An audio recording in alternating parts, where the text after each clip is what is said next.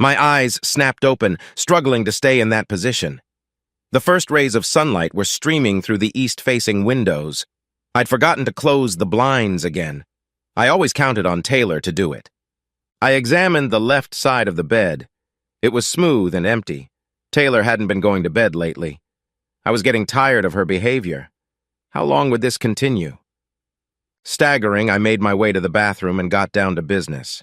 It's Saturday, so I don't need to rush. I have nowhere to go, and I have all day to get there. I stretched my stiff back, put on my sweatpants, and rummaged through the laundry basket looking for my cleanest, dirty t-shirt. Laundry was something Taylor did on a regular basis. I made my way down the stairs and headed for the kitchen. The smell of fresh coffee called to me. I was relieved to find her sitting on the table, coffee already in her hand. Well, at least she hadn't completely abandoned me. Her blonde hair glistened in the weak sunlight streaming through the solid glass sliding door, highlighting the red highlights. I'd always liked her hair. In the right light, it was almost red.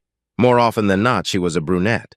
The low neckline of her tank top barely concealed her lush breasts. It hung low enough to cover the waistband of my plaid boxers, which she insisted on wearing.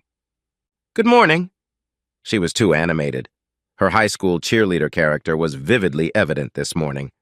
I looked at her sideways. "Good morning." It was a statement of fact, not just a greeting. "You didn't go to bed again last night?" "I know, it's wrong." She smiled her perky smile. "I don't think you've fully forgiven me yet." Damn, it was too soon to pick at that wound. "I don't know how to forget what happened, Taylor." I paused, adding whatever I needed to my coffee to make it drinkable. "Tell me how, and I'll gladly do it."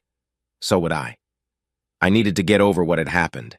It hurt me to the core. I hated being such a soft, whiny person, but the damage seemed irreparable. The hurt was too great to overcome. I grabbed my coffee, opened the box of Krispy Kremes left on the counter, grabbed a 3-day-old donut, and headed to our breakfast nook. No sense in letting $8 go to waste. She followed me and sat down on the table. Her smooth, perfect legs dangled in the air. "Got something against chairs?" I say, much grumpier than I feel. Her laugh. Her laughter is happiness. It's pure joy for a broken heart. "I like it when you stare," she teases me. How much longer can I take this? "So, what's on your schedule for today, love?" she asked like it was so normal, but nothing has been normal in almost a year. And yet, here we are, faking it until we get our way. "It's business as usual, just no work." My answer is dry and devoid of emotion. "Nothing, then.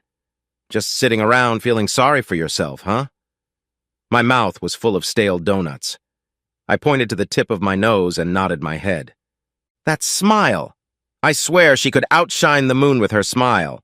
If I wasn't so damn devastated right now, I'd take her upstairs and give her even more reasons to smile like that." "Seriously, you need to find a way to get over this." The smile turned into a frown. "I've told you before, get over it. Stop suffering and become a man, darling." Her tone was sarcastic. We'd had this argument before.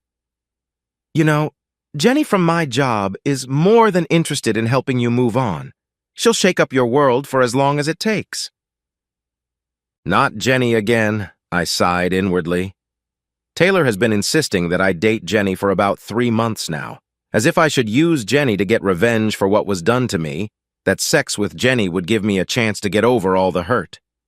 Jenny is a pretty 25-year-old brunette. She has the kind of body that all men crave. None of them would argue that her best asset is her C-cup breasts, which, with proper support, proudly lead her into any room she wishes to enter. She is just under 5 feet 4 inches tall and weighs about 115 pounds of firm muscle. She's also cute as day and has a million different interests ranging from kayaking to photography. We talked about all of this every chance we got. The thought of being with her wasn't unpleasant. I wasn't sure if it was the right thing to do, since she and Taylor were such close friends. I had a feeling she wasn't done with the subject yet. And I wasn't wrong. "You know, the Beach Boys are performing at the State Fair next weekend." She gave me a knowing smile, "and I know she loves them almost as much as you do. You should call her and ask her to go with you, and then just see where the night takes you." She was so confident and strong and reliable in her suggestion. I couldn't take it anymore. My anger was boiling, and I wasn't sure if it was directed at her or at myself. It didn't matter who it was directed at. The important thing was that she took the hit. "Damn it, Taylor, I don't want to go and cheat on you with Jenny. You have to stop this shit." I slammed the cup down on the table with all my might and flinched when scalding coffee splattered on my hand, pissing me off even more. "Why, Taylor? Why did this happen?" I whispered, and screamed at her. And scrambling off the table, she knelt down in front of me, fighting the urge to reach out and hug my knee. It was obvious she only wanted to comfort me. "I didn't mean it, Brandon." I looked up at her, my eyes clouded with tears. "I didn't plan it, baby. It just happened." I heard her voice shake. "I never saw the truck. All I wanted was to come home and share the news of our first child with you. I didn't plan on being killed at 27. I knew it was true. I also hadn't planned on being a widower. Not only had I lost not only the most important person in my life, but also my future child, both in the same accident. "Brandon, you need to move on with your life, honey. You owe it to yourself to live a good life for yourself and me." "I know, baby, but I'm not sure I can. I don't know if I'll ever be of any use to anyone after you." My insecurity came out in full force. "That's just the way we are. We live, love, and go through each other's lives. If we're lucky, we'll get to spend some time together like we did. Your grief counselor is right. Now take care of yourself. Jenny may not be the same, but she's willing to explore what's next for you. I just want you to be proud of me. I want our baby to be proud of me too, and to know how much I loved you both." My breathing became labored. I struggled to take a full breath. I looked up at her smiling face. I knew she was just a mirage, a figment of my own creation, but I wasn't ready for her to leave yet. "Baby girl, we're so proud of you, but you can't live like this anymore. It's been a year." My subconscious was trying to convince me to give up on her. "I'm not going anywhere, Brandon. I'll always be here with you. I'll be in your heart and in your memories. Always. You have to move forward. Jenny is a wonderful person, and I know she has feelings for you." I knew it too. It became clear when she brought my weekly frozen meal delivery and sat with me for 2 hours. She even mentioned how much fun the fair would be and how she'd hardly miss the chance to see the Beach Boys in concert. I knew what I needed to do. I knew what I wanted to do. I nodded, standing up and grabbing my phone from their kitchen counter. I looked up Jenny's contact information and pressed the call button. While waiting for the connection, I fiddled with the coffee maker, making sure the auto brew settings were set for tomorrow. Then there was a click. "Hi, it's Jenny." Her sweet lyrical voice caressed my ear. "Hi, Jenny, it's Brandon." "I know, silly. I have caller ID." She laughs, not the way Taylor laughs, but it always makes me smile. Jenny's tone is warm, sincere, and musical. It lingers in my thoughts.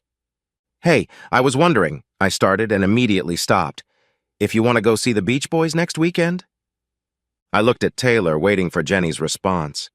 She wiped a tear from her cheek as the teenage girl walked over and snuggled into Taylor's left arm, snuggling against her mother's body.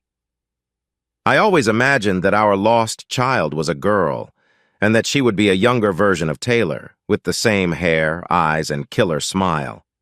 I see her at the same age I met Taylor. My mind plays tricks on me from time to time. It didn't happen as often as it did with Taylor, but it was enough for me to know who she was. They look at me and wave slightly as they disappear from the kitchen, and then I somehow know. I know it's time. "What? I'm sorry, Jenny." I suppress a sob. "What did you say?" "I said, sure, Brandon, I'd love to. Maybe we could set aside a whole day for this?"